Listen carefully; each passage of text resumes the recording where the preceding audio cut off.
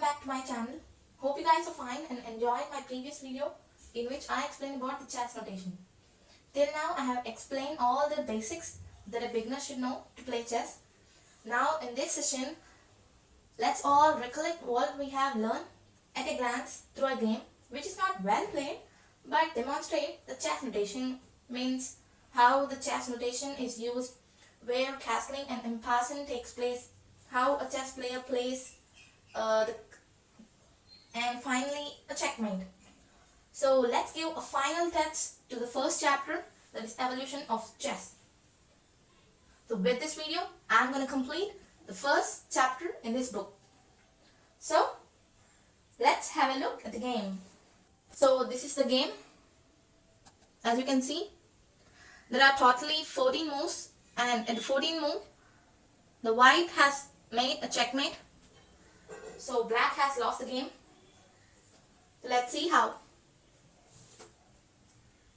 So in the first move, we can see that white opens with e4. Means the pawn, the e pawn is moved to e4 square.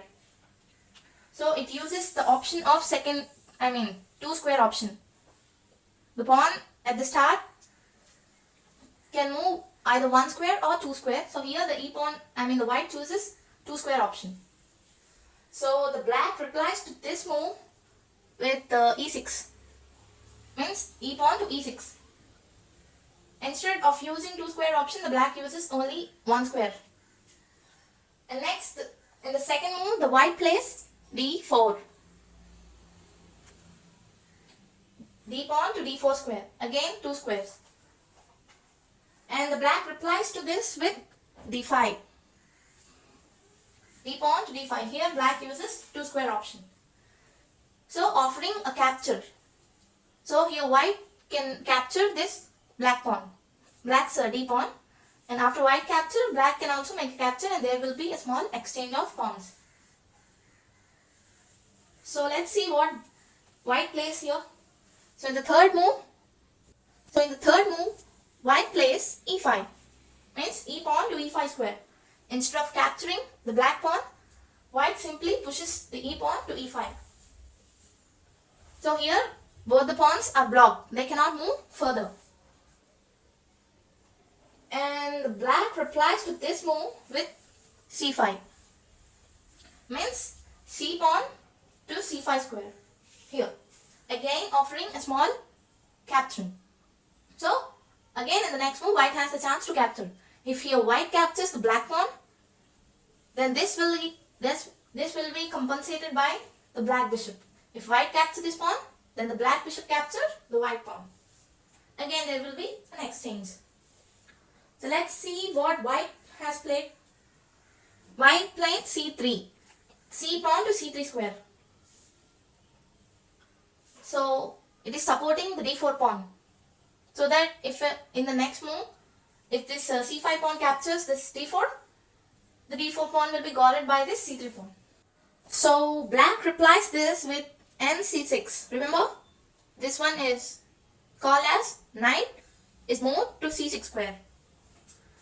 c6, this one. So we may have a doubt that among the two knights, which knight is actually being moved to c6. It's a small logic. This knight cannot come to this square, right?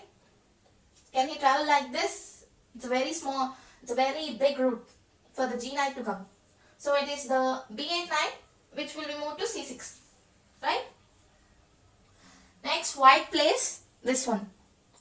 b d3 means bishop is moved to d3 square. d3 means this one, white square. So among the two bishops, which bishop will be moved to d3? Oh yeah, that is the white bishop which will be moved to d3 here. So both the players are slowly trying to bring out their pieces and trying to control the center squares. Remember, in the class of phases I said that in the opening, both the players try to bring out their pieces and try to have much control on the center. Like this. Now black plays c4. So black replies b d3 with c4.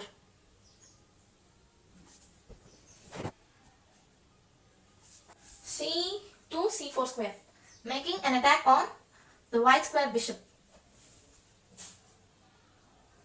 So white plays b c2, means bishop is moved to c2 square. So the bishop retreats.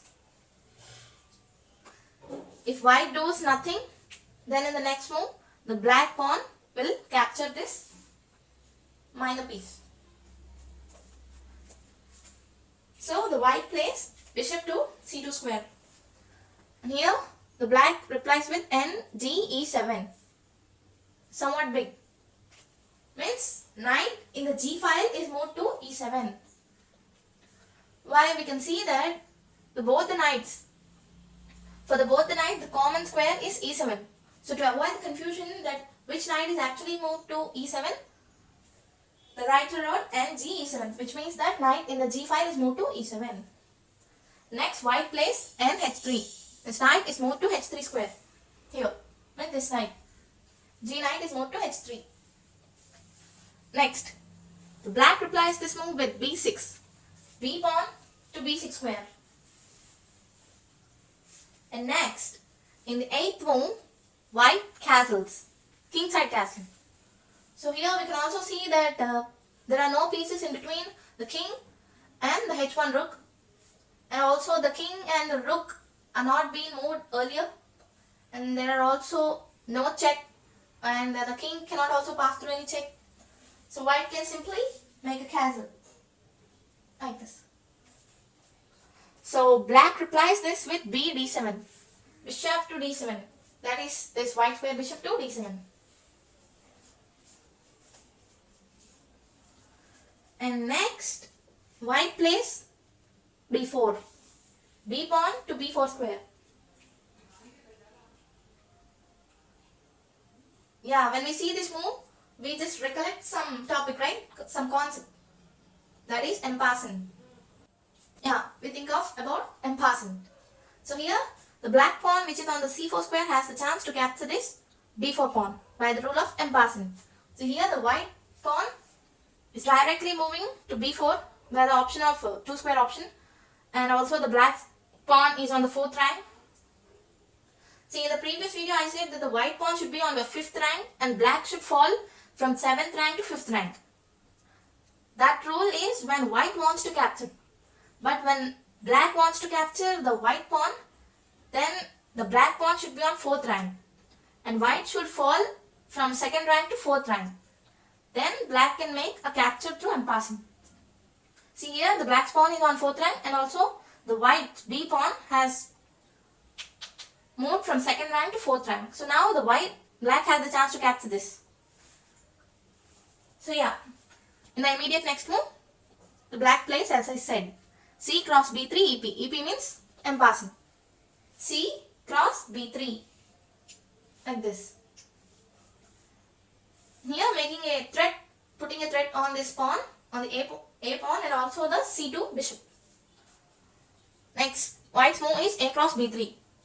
Means this a pawn captures the b3 pawn. Now the bishop is out of threat. Next, black replies this with rc8. Means rook to c8 square. Which rook? This rook. The a8 rook is moved to c8 square. So next, in the 11th move, white plays qh5. Means here, the queen is coming into the play. Means the queen is moved to h5 square. Here, it travels diagonally. So it's pointing towards the opponent's king. I think it's trying to put some threat. So let's see what happens. The black replies this with a6. a6, a pawn to a6. Next, white plays ng5. It's knight to g5 square. Here.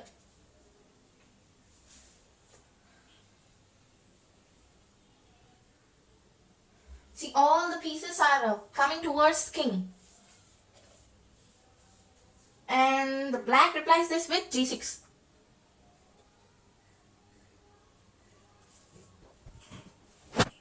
And the black replies this with g6. means g pawn to g6 square. So putting a threat on the queen. So let's see what happens. So obviously we cannot lose a major piece, right? I mean the white cannot lose a major piece. So it obviously tries to retreat the queen so that it can save its valuable piece. Let's see what white plays.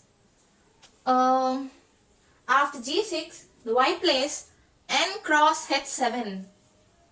Knight cross h7 pawn. Oh my god. Here white is not saving its valuable, most powerful queen. Instead of saving that, it's capturing a small pawn. I think the white has lost its brain. Let's see what black does. Black plays g cross h5. Obviously, see, compared to pawn, the queen is the most powerful piece. So obviously any player cannot leave that. And the next move, in the 14th move, it is written that n f6 and checkmate. But how come it's a checkmate? Let's see. Knight to f6. Yeah, it's checkmate. You can see that the white knight is putting a check on the black king. And also the black cannot come out of the check in any ways. It cannot move from that square or it cannot capture this knight. There is no piece to keep in the middle of the knight and the king. So the black fails to come out of the check. So it's a sweet, simple checkmate made by white. So here the white wins with a small sacrifice. Not a small, it's a big sacrifice. It has sacrificed its powerful piece, the queen, to make a checkmate. So black has won the white queen, but its king is in check and has nowhere to go. Black is checkmated and has lost the game. Black would have well advised to avoid capturing this white queen and to instead guard against the threatened checkmate. So this is a simple game which demonstrates all the topics, all the basics. So how you need to play a chess game. So when you keep on doing the games, you need to have, so always remember that you should not concentrate only on capturing the pieces, capturing the major pieces, capturing the minor pieces. No, never bother of capturing pieces. Your main motto should be checkmate. You will only win the game when you make a checkmate to your opponent's king. You will not win when you capture more pieces. You'll win a checkmate, you'll have a victory in the chess if you make a checkmate. So always strive to make checkmate. Your main motto should be making a checkmate. So when you have a chance to capture a queen also, just try to see, just analyze that after capturing this piece, what would happen? What would really happen? Don't just blindly capture. Just calculate the further moves after capturing what would really happen. So, hope you guys enjoyed today's session. It's very interesting. The game is so interesting. It nicely, very nicely demonstrated the impasse rule, the castling, and also the checkmate, and also the chess notation very nicely. The final position is same. I had fun today. And I'm very excited to start the second chapter, which is very much interesting. So this is it for today. And I'm very grateful to you guys that you have saw the video till the end. Hope you guys enjoyed today's class. I'll be soon back with another video in which I'll start the second chapter. Until then, take care and have a nice time. Bye.